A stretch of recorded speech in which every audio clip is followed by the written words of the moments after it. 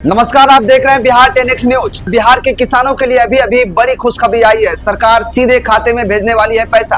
आखिर किन किसानों को मिलेगा यह पैसा, जाने आज की खबर में। इतना ही नहीं, आज नीतीश कुमार और तेजस्वी यादव की अलग अलग बड़ी बैठक के बाद नौकरियों को लेकर भी बड़ा ऐलान हुआ है और बिहार के इन 10 जिलों में मौसम विभाग ने भारी अलर्ट जारी किया है। अगले 7 मिनट में देखिए बिहार की 10 ऐसी खबरें जो आपके लिए बेहद जरूरी है। खबर नंबर 7 और 9 आपके लिए बहुत ही ज्यादा जरूरी है, तो वीडियो को अंत तक जरूर देखिएगा। तो चले बिना देर के शुरू करते हैं खबरों का सिलसिला, लेकिन उससे पहले एक नजर आज की सुर्खियों पर। नीतीश के बताए रास्ते पर ही चलेगी बिहार की अगली सरकार, मंत्री विजय चौधरी ने साफ की सियासी तस्वीर। 35 दिन नहीं, सिलेंडर डिलीवरी के 25 दिन बाद होगी बुकिंग। दरभंगा एयरपोर्ट पर उड़ानों की लेट गेम, फ्लाइट विलंब की समस्या अब जल्द होगी दूर। नीतीश कुमार के बाद अगले सीएम पर प्रशांत किशोर की बड़ी भविष्यवाणी, बिहार में पहली बार गुजरात को प्राथमिकता दी जाएगी। नवादा में हाथियों के झुंड का तांडव, कुचलकर एक युवक को मारा, 3 भैंसों की भी मौत। बिना लाइसेंस बिहार में नहीं चलेगा एक भी मीट की shop, deputy CM Vijay Sinha का बड़ा ऐलान। बिहार के किसानों के लिए खुशखबरी, अब धान गेहूं के बाद मसूर में भी मिलेगी एमएसपी, केंद्र ने दी मंजूरी। तलाक के केस कोर्ट में पहुंचे पावर स्टार पवन सिंह, जज से कहा मैं ज्योति के साथ नहीं रहूंगा। बिहार में सुबह सस्ती तो रात में महंगी होगी बिजली, नीतीश कुमार का नया नियम 1 अप्रैल से होगा लागू। 9वीं के छात्र को बीच रास्ते गोली मारकर हत्या, 12 घंटे में तीसरी बड़ी घटना से हड़कंप। बिहार में मौसम का डबल अटैक, किशनगंज में बारिश और 48 किलोमीटर की रफ्तार से आंधी, अब बढ़ेगा पारा। तो चलिए अब जानते हैं खबरों को विस्तार से। आने वाले समय में भी बिहार की जो भी सरकार बनेगी वह नीतीश कुमार के बताए रास्ते पर चलेगी। यह बातें बिहार सरकार के जल संसाधन मंत्री विजय चौधरी ने बक्सर के किला मैदान में जनसंवाद के दौरान कहा। उन्होंने कहा कि मुख्यमंत्री के रूप में 21 वर्षों के कार्यकाल के बाद नीतीश कुमार के प्रति जनता का उत्साह पहले से कहीं अधिक है। उन्होंने जनता से अपील की कि जिस संकल्प के साथ पिछले 2 दशकों से उन्होंने मुख्यमंत्री का साथ दिया है, आने वाले समय में भी एनडीए सरकार के साथ एकजुट रहेंगे। उन्होंने कहा कि समृद्धि यात्रा का मकसद तभी सफल होगा जब बिहार वासी एकजुट होकर विकास की इस गति को बनाए रखेंगे। 35 दिन नहीं, सिलेंडर डिलीवरी के 25 दिन बाद ही होगी बुकिंग। घरेलू एलपीजी गैस उपभोक्ताओं के लिए गैस एजेंसियों ने वितरण व्यवस्था को लेकर नई स्पष्ट गाइडलाइन जारी की थी। इसमें यह भी जानकारी दी गई थी कि डबल सिलेंडर वाले ग्राहक नए सिलेंडर की बुकिंग 35 दिन के बाद ही करा सकेंगे। इसमें उपभोक्ताओं के विरोध के बाद जिला प्रशासन ने पेट्रोलियम कंपनी को पुरानी व्यवस्था को ही संचालित करने को कहा है। इसके बाद पेट्रोलियम कंपनी ने स्पष्ट किया है कि पहले सिलेंडर की डिलीवरी के 25 दिन बाद ही ग्राहक दूसरे सिलेंडर के लिए बुकिंग कर सकेंगे। इसके अतिरिक्त अब बिना मुद्रित कैश मेमो के किसी भी उपभोक्ता को गैस सिलेंडर नहीं दिया जाएगा। एजेंसियों ने साफ कर दिया है कि यह नियम तत्काल प्रभाव से सख्ती के साथ लागू किया जाएगा। दरभंगा एयरपोर्ट पर उड़ानों में लगातार देरी यात्रियों के लिए परेशानी का सबब बन गई है। दिल्ली और मुंबई सहित अन्य शहरों से आने वाली कई उड़ानें निर्धारित समय से 2 घंटे तक लेट पहुंच रही है। एयरलाइंस द्वारा पहले से सूचना न मिलने से यात्रियों को भारी असुविधा हो रही है। सवाल यह उठता है कि यह लेट गेम कब खत्म होगा और यात्रियों को राहत कब मिलेगी। दरभंगा एयरपोर्ट से बुधवार को 14 विमानों का आगमन हुआ। जानकारी के अनुसार मुंबई से दरभंगा आने वाली स्पाइस जेट की फ्लाइट SD 334 निर्धारित समय 12 बजे से 26 मिनट विलंब से 12:26 पर पहुंची। वहीं दिल्ली से दरभंगा आने वाली आकाशा की फ्लाइट QP 1405 निर्धारित समय 10:50 से 2 घंटा 20 मिनट विलंब से यानी 1:10 में पहुंची। ऐसे में अब यात्री सोच रहे हैं कि ये समस्या कब खत्म होगी। हालांकि आपको बता दें कि इस पर विचार किया जा रहा है। उम्मीद है कि जल्दी इसका समाधान निकाल लिया जाएगा।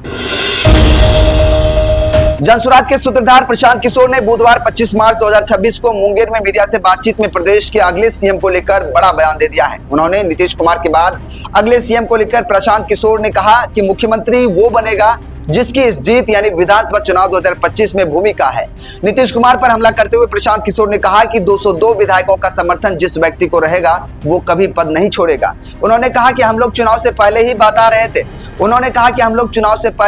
रहे थे कि अब नीतीश कुमार की शारीरिक और मानसिक स्थिति वो नहीं है जो वो मुख्यमंत्री के पद पर बने रहे। महत्वपूर्ण बात यह है कि बिहार में पहली बार वो लोग गद्दी पर बैठेंगे जिनकी प्राथमिकता बिहार नहीं गुजरात होगी।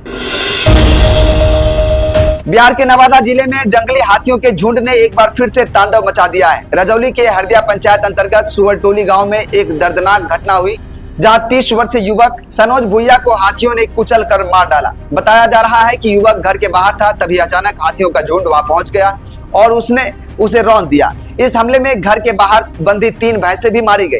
घटना के बाद पूरे इलाके में सनसनी फैल गई है। स्थानीय लोगों के मुताबिक पिछले 3 दिनों से रजौली वन क्षेत्र में करीब 20 से 22 हाथियों का बड़ा झुंड घूम रहा है। यह झुंड झारखंड की सीमा से भटककर बिहार में घुस आया है। रात होते ही हाथी गांव में घुस जाते हैं और फसलों को बर्बाद कर देते हैं। कई घरों को भी नुकसान पहुंचाया है। लोग लगातार डर के साए में जी रहे हैं और रात में बाहर निकलने से बच रहे हैं। बिहार के डिप्टी सीएम विजय कुमार सिन्हा ने जानकारी देते हुए बताया कि बिना लाइसेंस बिहार में एक भी मीट की दुकान नहीं चलेगी। अतिक्रमण मुक्त करने के लिए लगातार कार्रवाई जारी है। उन्होंने कहा कि डबल इंजन की सरकार लगातार विकास का काम कर रही है। उन्होंने कहा कि अवैध मांस की बिक्री पर पूरी तरह प्रतिबंध लगेगा। बिना लाइसेंस बिहार में एक भी मीट शॉप नहीं चलेगा। बिल्डिंग बायलॉज संशोधन का प्रयास किया जा रहा है। बिहार के भौगोलिक वातावरण के अनुसार बायलॉज तैयार किया जाएगा। राजस्व बढ़ाने के लिए कई नई प्रणाली विकसित की जा रही है। डिजिटल तरीके से सभी कार्य किए जाएंगे। सभी नक्शा डिजिटल रूप से पास कराया जाएगा। ये तमाम जानकारी विजय कुमार सिन्हा ने दी। बिहार के किसानों के लिए एक बड़ी राहत और खुशखबरी सामने आई है। अब राज्य में मसूर की फसल की भी सरकारी खरीद न्यूनतम समर्थन मूल्य यानी एमएसपी पर की जाएगी।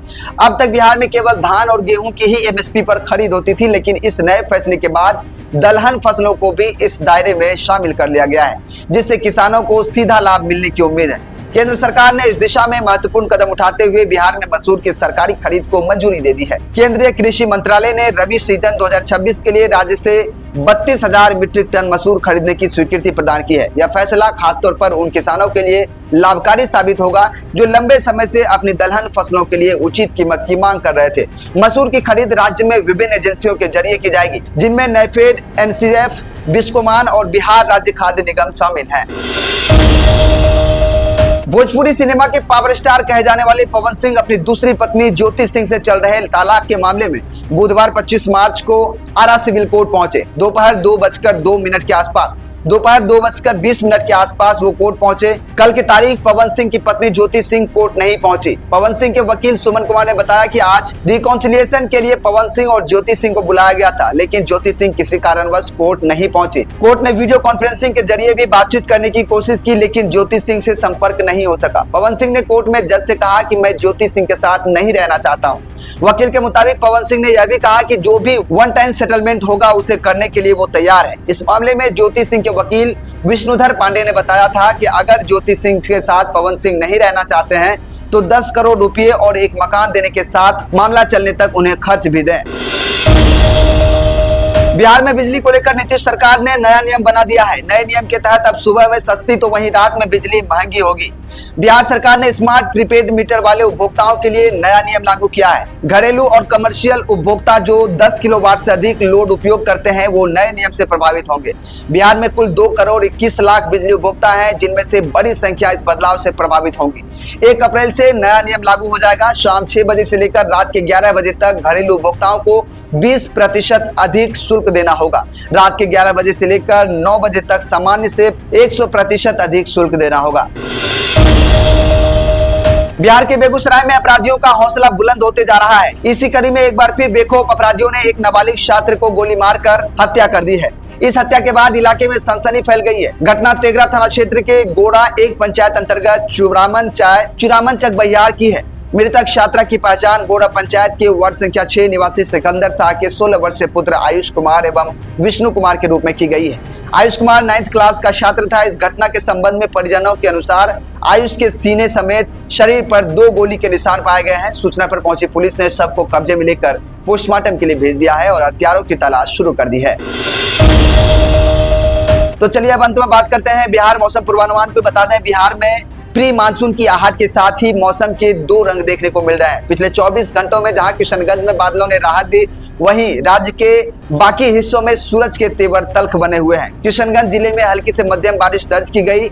यहाँ 48 किलोमीटर प्रति घंटे की रफ्तार से चली तेज हवाओं ने जनजीवन को प्रभावित किया। राज्य में कैमूर सबसे गर्म रहा, जहाँ तापमान 35.7 डिग्री सेल्सियस तक पहुंचा। वहीं सीवान का जीरादोई 16.1 डिग्री सेल्सियस के साथ सबसे ठंडा इलाका रहा। मौसम विभाग के मुताबिक अगले 2 दिनों में बिहार के अनेक हिस्सों में पारा 1 से 3 डिग्री तक चढ़ सकता है, यानी गर्मी अभी और सताएगी।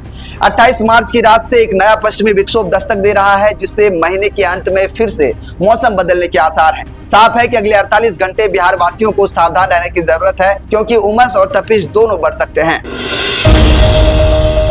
तो ये थी पूरे बिहार की 10 बड़ी और अहम खबरें जो आपके लिए बेहद जरूरी थी। ये सभी खबरों में से कौन सा खबर आपको अच्छा और काम का लगा, कमेंट करके जरूर बताइएगा। साथ ही साथ जरूर बताइएगा कि आप वीडियो बिहार के किस जिले से देख रहे हैं। वीडियो अच्छा लगा हो तो वीडियो को लाइक कीजिएगा, ज्यादा से ज्यादा शेयर कीजिएगा। चैनल पर नए चैनल को सब्सक्राइब कर लीजिएगा, फेसबुक पर फॉलो जरूर कीजिएगा। मिलते कल फिर इसी तरह की खबरों के साथ, तब तक के लिए हमें दीजिए इजाजत। नमस्कार।